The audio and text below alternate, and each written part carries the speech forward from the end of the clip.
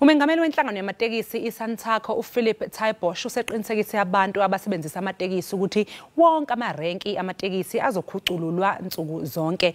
Inhlangano yamatekisi ibibambe isithangami nabezindaba eGoli namhlanje ekuseni. Umengameli weSantaco uthe bona beumkhakha wezokuthutha ngamatekisi kufanele baqinisekise ukuthi bayabavikela abagibeli bamatekisi ababalelwa izigidini ezili-16 nenxenye kuleli gciwane icorona. As the taxi industry, we are of the view that since the virus has crossed into our borders, our only response is to create new internal borders to isolate the virus and ensure that the 16 million that we transport is protected from being infected. Angaphezulu kwenkulungwane amaRenki amatekisi kulelizwe kodwa sekuqakulwe amanye amaRenki amakhulu kuzo zonke izifundazwe lapho bezoqala khona imikhankaso yokufundisa ngaleli gciwane.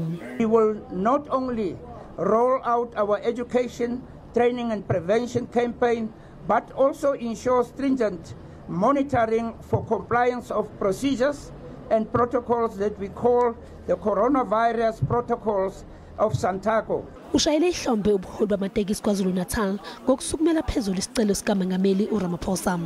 You have seen how our structure in KwaZulu-Natal went on, and I want to say to the chairman, Mr. Bibi Zondi, and his executive that we are very proud of the leadership in KwaZulu-Natal for being this proactive.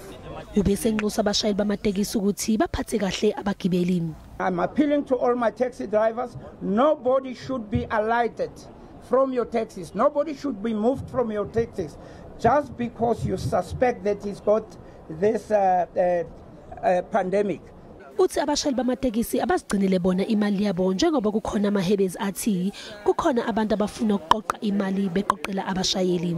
Nobody should come in the name of the Reserve Bank, in the name of government, to collect monies for you and say that this monies will be returned to you.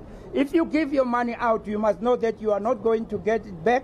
Uphinde waya eRenki ukuyokhombisa ukuthi azokhucululwa kanjani amaRenki.